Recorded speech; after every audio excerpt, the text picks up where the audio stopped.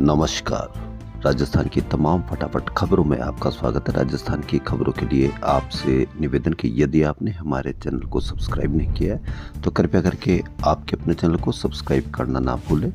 आप सब्सक्राइब करते हैं तो हमें हिम्मत होती है सही और सच्ची खबरें आप तक पहुंचाने की। तो क्या है आज की बड़ी खबर? जी हाँ, तत्कालीन अमेरिकी राष्ट्रपति बराक ओबामा ने कहा था कि मनमोहन ने न केवल भारत बल्कि दुनिया को बेहतरीन लीडरशिप दी है। वे भारत को वर्ल्ड पावर के रूप में आगे ले जा रहे हैं। जब डॉक्टर सिंह बोलते हैं तो खासकर आर्थिक मुद्दों पर तो दुनिया उन्हें सुनती है। यह होते हैं विश्व गुरु की पहचान, यानी कि वर्ल्ड पावर के रूप में आगे ले जा रहे हैं, वहीं बेहतरीन लीडरशिप दी है, ये कहना है ओबामा। जी हाँ, बराक ओबामा अमेरिका के राष्ट्रपति का। देश में आर्थिक सुधारों के महानायक पूर्व प्रधानमंत्री डॉक्टर मनमोहन सिंह का गुरुवार को निधन हो गया। उन्हें दिल्ली एम्स में भर्ती कराया गया, वहीं रात पर उन्होंने अंतिम सांस ली। 92 वर्षीय डॉक्टर सिंह लंबे समय से अस्वस्थ थे। केंद्र सरकार ने पूर्व पीएम के निधन के बाद शुक्रवार को तय सभी सरकारी कार्यक्रम रद्द कर दिए। शुक्रवार सुबह कैबिनेट बैठक के बाद 7 दिन के राष्ट्रीय शोक की औपचारिक घोषणा होगी। उनका अंतिम संस्कार राजकीय सम्मान से होगा। डॉक्टर सिंह 2004 में देश के 13वें प्रधानमंत्री बने और मई 2014 तक 2 टर्म इस पद पर रहे। वह देश के पहले सिख और चौथे सबसे लंबे समय तक प्रधानमंत्री रहे। निधन की सूचना के बाद कांग्रेस ने कर्नाटक में शुक्रवार को होने वाली रैली रद्द कर दी है। कांग्रेस संसदीय दल की नेता सोनिया गांधी भी एम्स पहुंची। मनमोहन का जन्म 26 सितंबर 1932 को पंजाब, यानी जो अब पाकिस्तान में है, के चकवाल में हुआ। पंजाब विश्वविद्यालय में प्रोफेसर के रूप में कैरियर शुरू करने वाले सिंह 1991 में वित्त मंत्री बने और आर्थिक क्रांति की शुरुआत की। उनके परिवार में पत्नी गुरुशरण कौर और 3 बेटियां हैं। पूर्व प्रधानमंत्री डॉक्टर मनमोहन सिंह भारत में आर्थिक सुधारों के जनक कहे जाते हैं।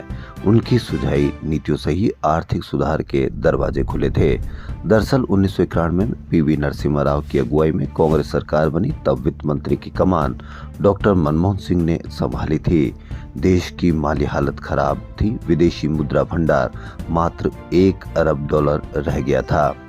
पूर्ववर्ती चंद्रशेखर सरकार को तेल उर्वरक के आयात के लिए $40 करोड़ जुटाने के लिए 46.91 टन सोना बैंक ऑफ इंग्लैंड और बैंक ऑफ जापान में गिरवी रखना पड़ा था। उसी दौर में मनमोहन सिंह उदारीकरण की नीति लेकर आए। 24 जुलाई 1991 का दिन भारत की आर्थिक आजादी का दिन कहा जाता है। इस दिन पेश बजट ने भारत में नई उदार अर्थव्यवस्था की नींव रखी थी। डॉक्टर सिंह ने बजट में लाइसेंसिंग राज का अंत कर दिया था।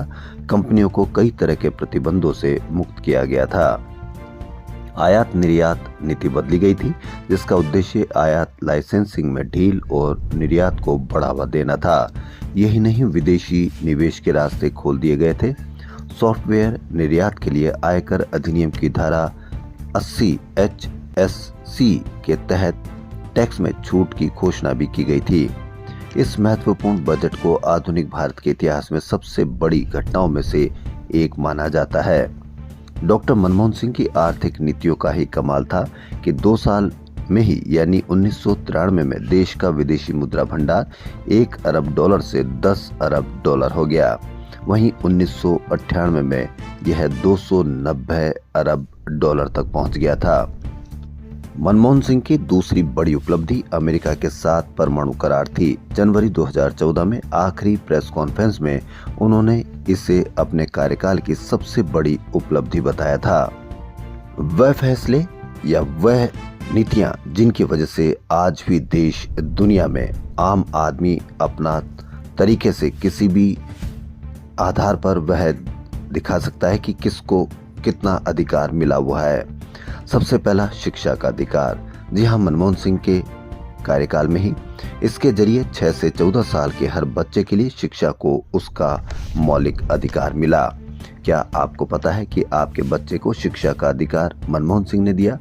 वहीं सूचना का अधिकार, जिसकी वजह से आज आप कई सूचनाएं पाने में असफल रहते हैं, वह सूचना का अधिकार अधिनियम नागरिकों को सरकारी अधिकारियों और संस्थानों से सूचना मांगने का अधिकार देता है। लोक प्रशासन में पारदर्शिता, जवाबदेही को बढ़ावा देने और भ्रष्टाचार को कम करने में मील का पत्थर साबित हुआ। सूचना का अधिकार देने वाले मनमोहन सिंह थे, लेकिन आज सूचना का अधिकार किस तरह से काम करता है यह आप अवश्य समझते हैं। रोजगार गारंटी योजना, जी हाँ, मनरेगा यह दुनिया का सबसे बड़ा शानदार पहल और शानदार कार्यक्रम है। विश्व बैंक ने इसकी सराहना की, इसे दुनिया का सबसे बड़ा लोक निर्माण कार्यक्रम करार दिया। कहा इससे देश की 15% आबादी को सामाजिक सुरक्षा मिल रही है। यानी मनरेगा भी डॉक्टर मनमोहन सिंह का दिया हुआ सबसे बड़ा वरदान है देश के लिए।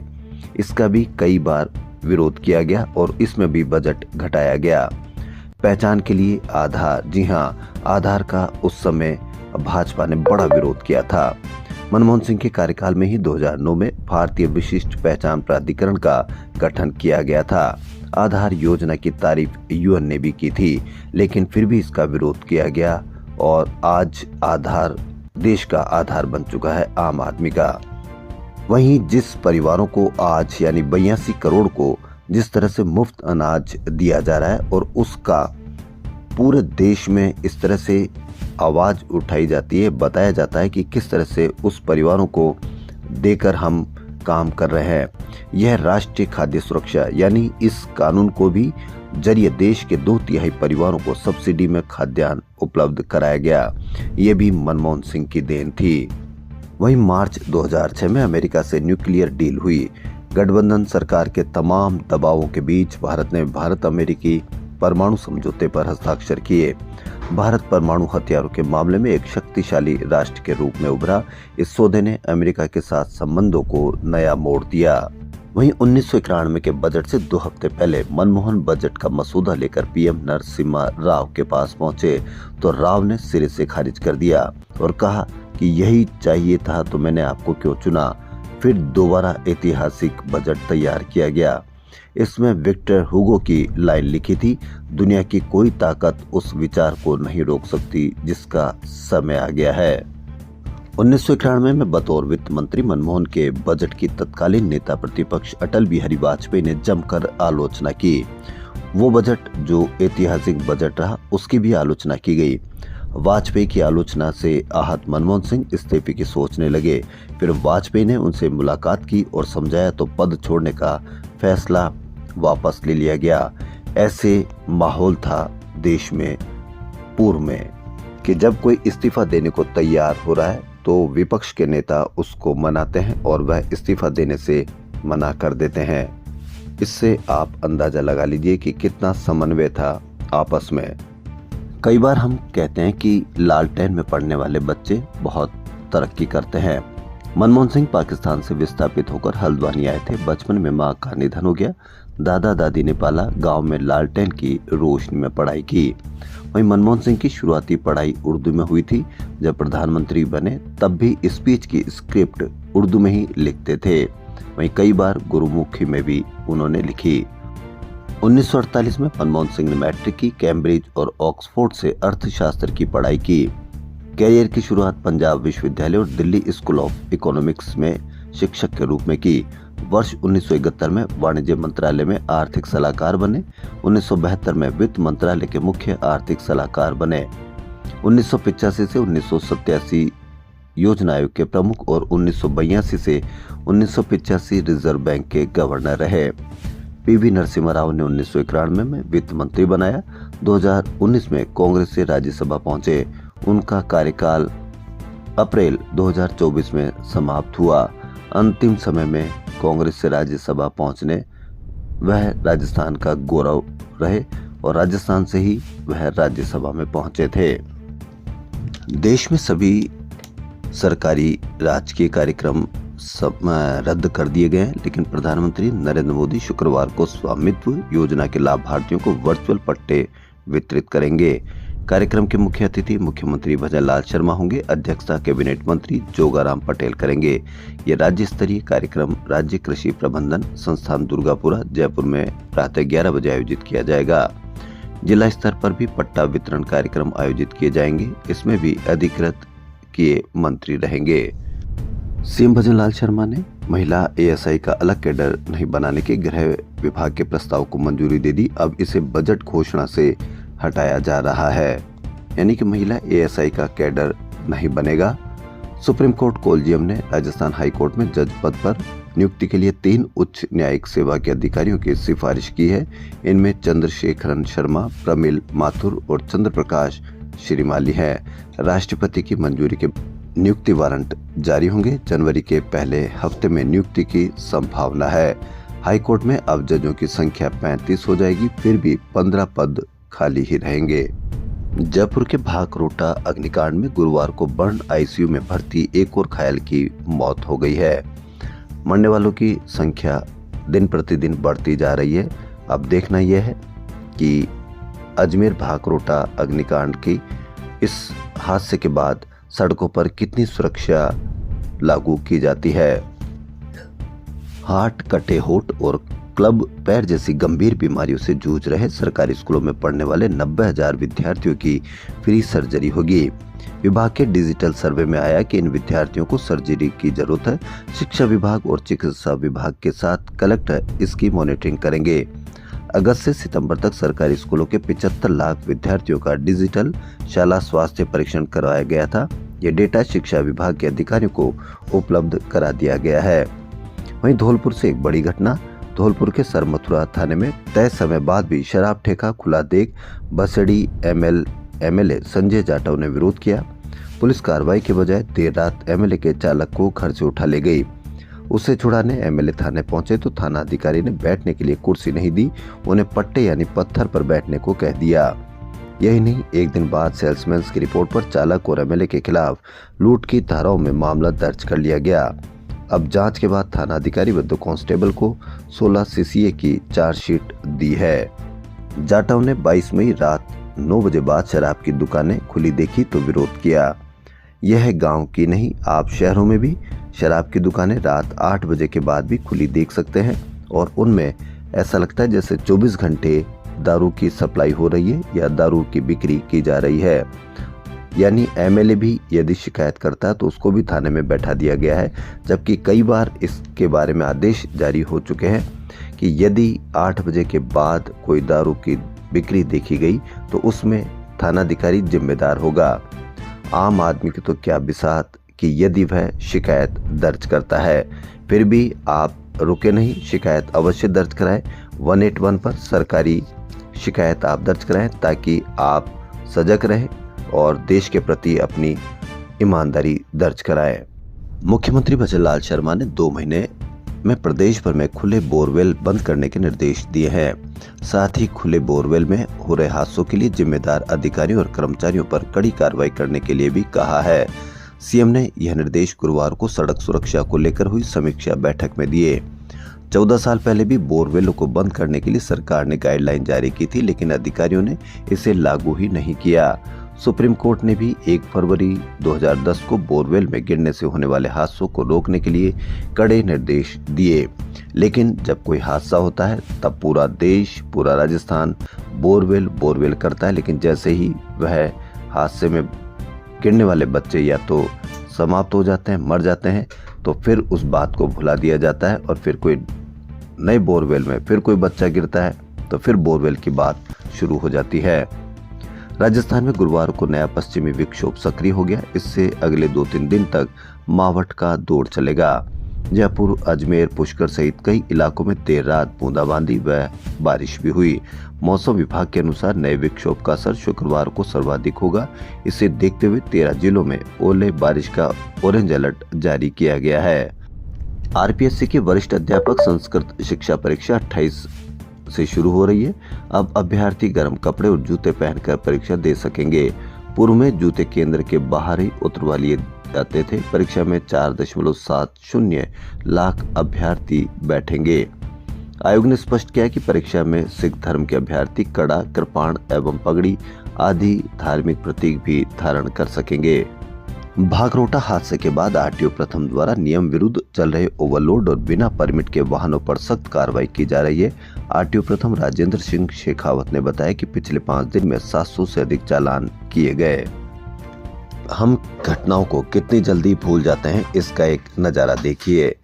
दैनिक भास्कर की बड़ी खबर, गोपालपुरा बाईपास महेशनगर स्थित कोचिंग सेंटर में बच्चे कैसे बेहोश हुए, 11 दिन बाद भी ये सवाल गुत्थी ही बना हुआ है।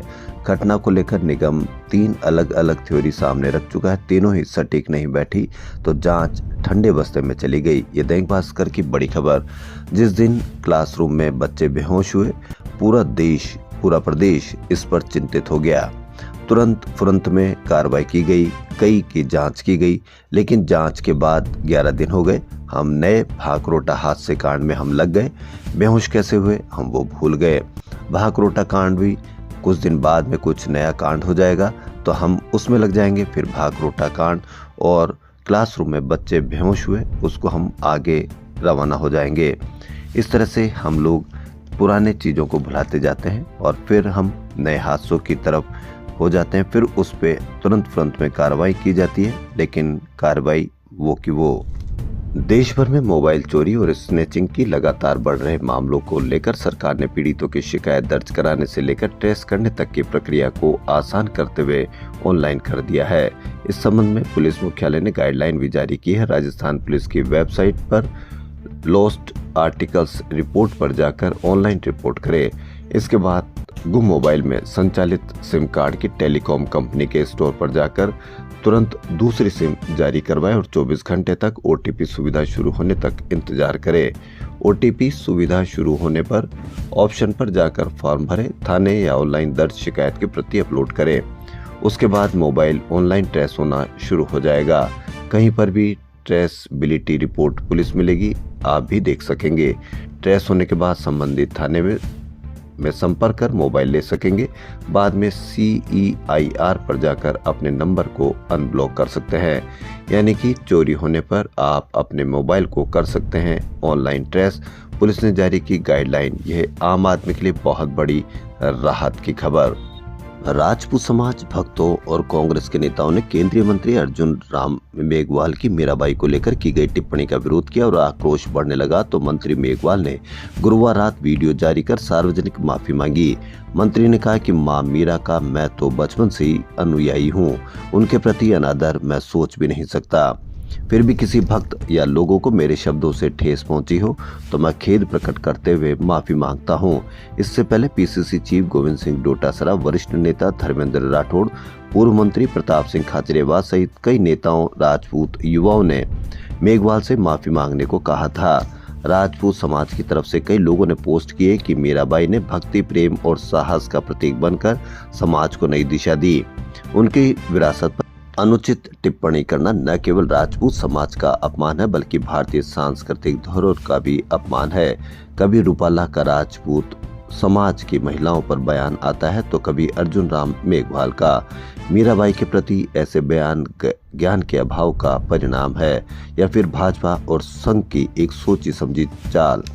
राजपूत समाज और देश ऐसे बयानों को बर्दाश्त नहीं करेगा, कठोर कार्रवाई करनी चाहिए।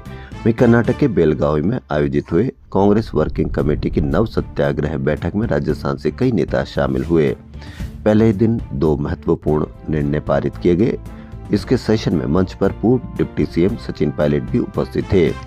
पायलट ने कहा कि आज एक ऐतिहासिक दिन रहा। 100 वर्ष पूर्व आज ही के दिन 26 दिसंबर 1924 को महात्मा गांधी जी की कांग्रेस के अध्यक्ष बने थे। इससे पहले पूर्व CM अशोक गहलोत का बैठक में पहुंचने पर कर्नाटक के गृह मंत्री G परमेश्वरा व अन्य नेताओं ने स्वागत किया।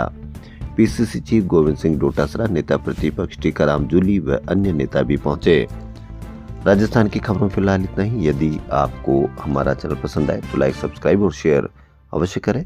धन्यवाद।